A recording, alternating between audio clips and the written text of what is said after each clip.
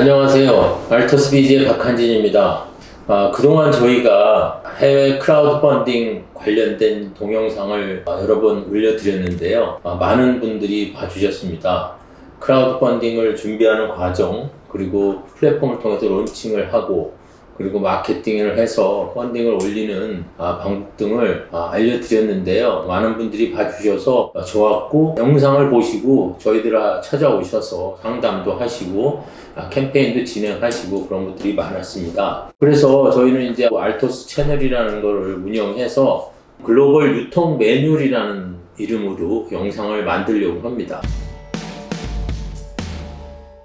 글로벌 유통 매뉴얼에 관련된 영상을 만드는 이유는 사실 저희들이 그동안 크라우드 펀딩, 킥스타터나 인디고고를 통해서 캠페인을 만들어서 론칭을 해드렸는데요. 많은 분들이 성공을 하셨습니다. 저희들이 그동안 한 캠페인이 한 200여 개 되는데 평균 펀딩 금액이 1억이 넘고 어떤 분들은 뭐 20억까지 펀딩을 하신 분들도 있고 그렇습니다.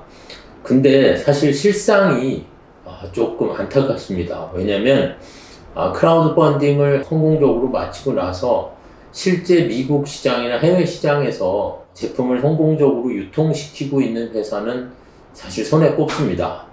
뭐 한 10손가락 안에 꼽는 것 같아요. 그렇게 된 이유는 뭐 여러 가지가 있겠습니다만은 대부분의 이제 업체들이 크라우드 펀딩이 끝나고 나면 보통 이제 제품을 아마존이나 뭐 다른 온라인 플랫폼에 론칭을 한 다음에 본격적으로 이제 유통을 하겠다고 하는데, 현실이 좀 안타깝게도 아마존의 제품을 론칭한다고 해서 날개 돋친 듯이 팔리는 게 아니잖아요. 그래서 이제 뭐 뜨문뜨문 팔리게 되고, 아마존 창고 비용, 아마존 마케팅 비용, 그리고 아마존에서 뛰어가는 여러 가지 플랫폼 수수료들 때문에 수익을 만들기가 상당히 힘든 상황인 거는 맞습니다. 그래서 제조업체들이 아마존에 올리는 이후에는 뭐를 어떻게 해야 되는지, 어떤 식으로 유통망을 확보해야 되는지가 큰 퀘스천이거든요. 그래서 하나하나 여러분들한테 해외 글로벌 시장에서 유통망을 확보하고 유통 파트너를 통해서 사업을 성공적으로 진행시킬 수 있는 방법을 알려드리려고 합니다.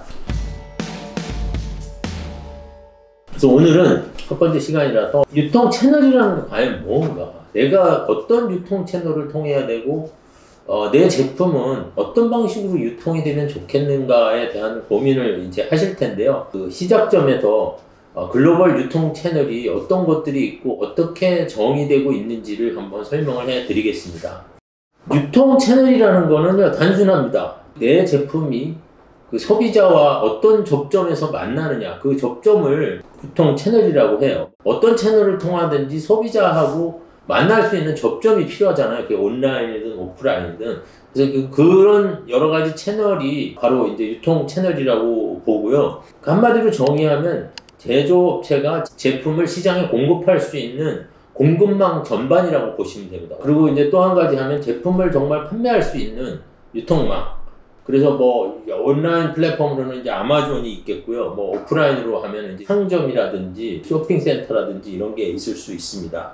그래서 이제 결국은 제품을 사용하는 소비자, 엔드 유저가 내 제품을 접할 수 있는 포인트가 뭐냐, 그리고 그 포인트가 많을수록 여러분들의 사업이 성공할 수 있고 보다 많은 제품들이 보다 많은 소비자들한테 팔릴 수 있다는 생각을 합니다. 그래서 보통 이제 일반적으로 제품의 내용과 대상에 따라서 시장은 이제 채널로 구분이 되는데, 흔히들 이제 말씀하시는 게 B2C, 일반 소비자가 내 제품을 만날 수 있는 그런 접점, 소비자를 대상으로 한 제품, 이런 제품을 이제 B2C라고 하고요. B2B는 이제 약간 틀립니다. 우리 제품을 다른 사업체에 팔 수 있는 제품들, 그런 제품들을 이제 B2B라고 하죠. 또 B2G가 있습니다. B2G는 이제 government라는 G인데요. 정부나 공공기관을 대상으로 해서 제품을 납품하는 겁니다. 그래서 이제 그 B2G는 어떤 공공성 있는 제품, 아니면 이제 정부에서 소비자들한테 나눠줄 수도 있고, 그런데 어쨌든 저희 공급처가 정부라는 거, 이게 이제 B2G, 이렇게 세 가지 정도의 채널로 나눌 수가 있겠습니다.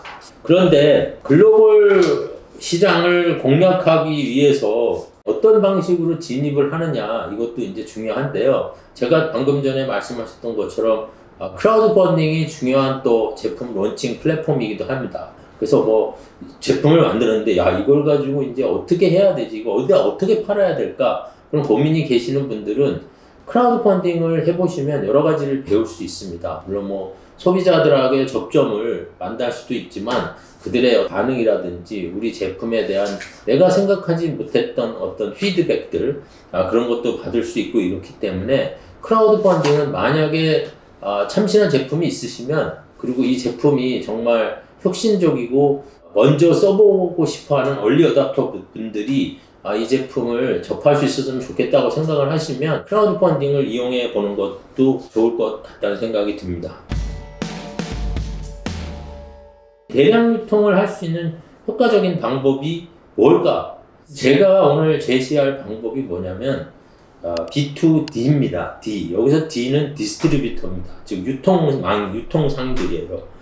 유통상인데 꼭 유통만 하는 게 아니라 여러분들 제품과 비슷한 제품을 제조하고 유통하는 업체들도 좋고, 아무튼 우리 제품을 시장에 많이 팔아줄 사람을 찾아내는 게 그게 이제 B2D 모델이라고 저는 생각합니다. 그 글로벌 시장 어딘가에 우리 제품에 관심을 두고 우리 제품을 적극적으로 유통해줄 회사나 인물이 있다. 이거를 이제 전제로 해서 제가 말씀을 드리는 거고요. 어떻게 보면 우리 제품에 정말 꽂히는 잠재적인 파트너들이 있을 것이라는 생각을 해보시는 것이 좋습니다. 결국은 그들이 우리 제품을 취급하면서 돈을 벌 수 있다면 비즈니스를 안 할 이유가 없습니다. 그래서 그런 믿을 만한 글로벌 유통 파트너를 찾는 게 가장 빠르고 쉬운 방법이라고 저는 생각을 합니다.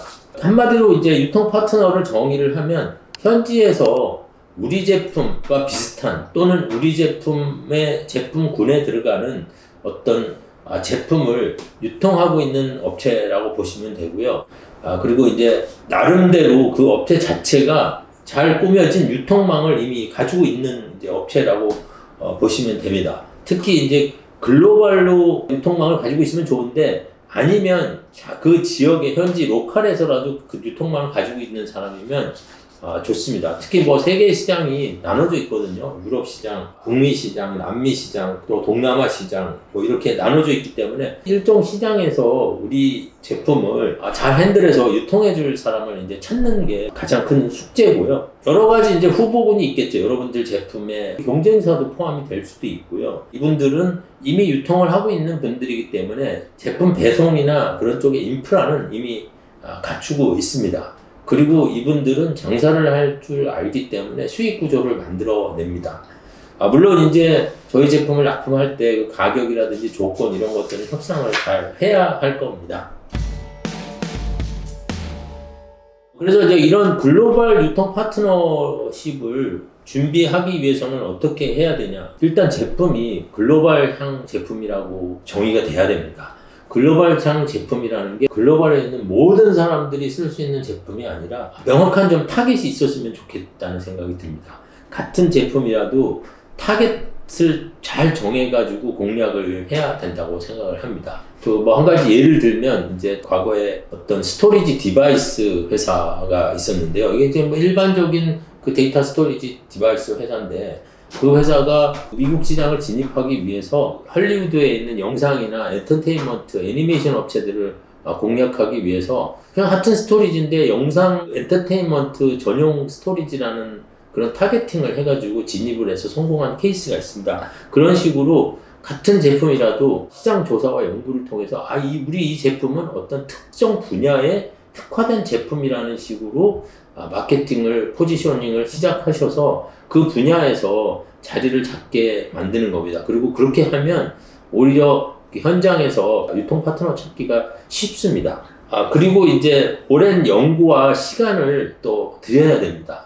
조사를 위해서는 그냥 일반적인 시장 조사가 아니라 우리 제품을 유통하기 위한 시장 조사. 그래서 이제 여러 현장에서 여러 파트너들 리스트도 만들고요. 그들이 원하는 게 뭘까? 이런 거에 대한 연구를 많이 하셔야 됩니다. 철저하게 연구를 하기 위해서는 우리가 대상으로 하는 파트너의 입장이 되어서 이 회사하고 우리하고 파트너를 하면 좋겠는데 어떤 방식으로 하면 좋을까? 상대방이 필요한 게 뭘까? 이런 것들을 구체적으로 좀 연구를 해서 그거를 제시하면 훨씬 더 파트너십의 가능성이 높아진다고 볼 수 있고요. 그들과 파트너십을 위해서 만들 딜을 사전에 한번 연구해보시고 시뮬레이션 해보시고 이 친구들하고는 이런 식으로 딜을 하면 좋겠다. 뭐 예를 들어서 뭐 이 친구들한테는 뭐 OEM 납품을 하면 좋겠다. 아니면 이 친구들한테는 기술 라이센싱을 해서 제조는 그쪽에서 하고 우리는 제품에 대한 권한만 가지고 있고 양산을 할 수 있도록 도와줘서 제품이 하나씩 팔릴 때마다 뭐 라이센스 피를 받는다든지 이런 식으로 구체적이고 아주 세부적인 딜을 가지고 만나면 훨씬 더 협의하기가 용이하다는 말씀을 드립니다.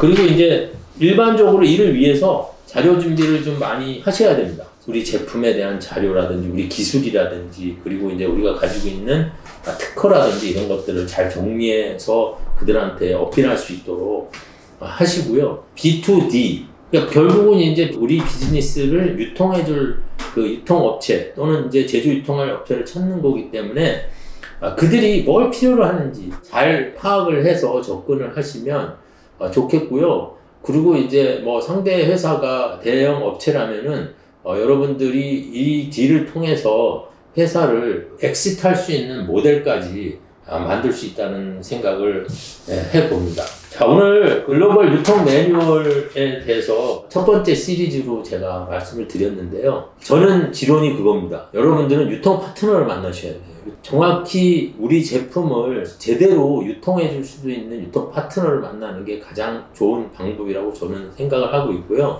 이를 위해서 요즘 저는 이제 크라우드 펀딩도 많이 하기는 하지만 그 이후 단계에 많은 회사들을 도움을 드리고 있습니다. 그래서 이제 최근에는 유통 파트너십 빌딩을 통해서 시장에 진출할 수 있도록 많은 결과를 만들어내고 있거든요. 그러니까 뭐 언제든지 상담이 필요하시면 연락을 주시고요. 그리고 이제 1차적으로 제품을 론칭했는데 아니면 한국에서는 어느 정도 성공을 거두었는데 미국 시장에 지금 들어가고 싶고 해외 시장으로 나가고 싶은데 고민이 있으신 분들은 언제든지 연락을 주시고요. 다음번에 두 번째 강의로 여러분과 만나겠습니다. 감사합니다. 알토스비즈의 박한진이었습니다.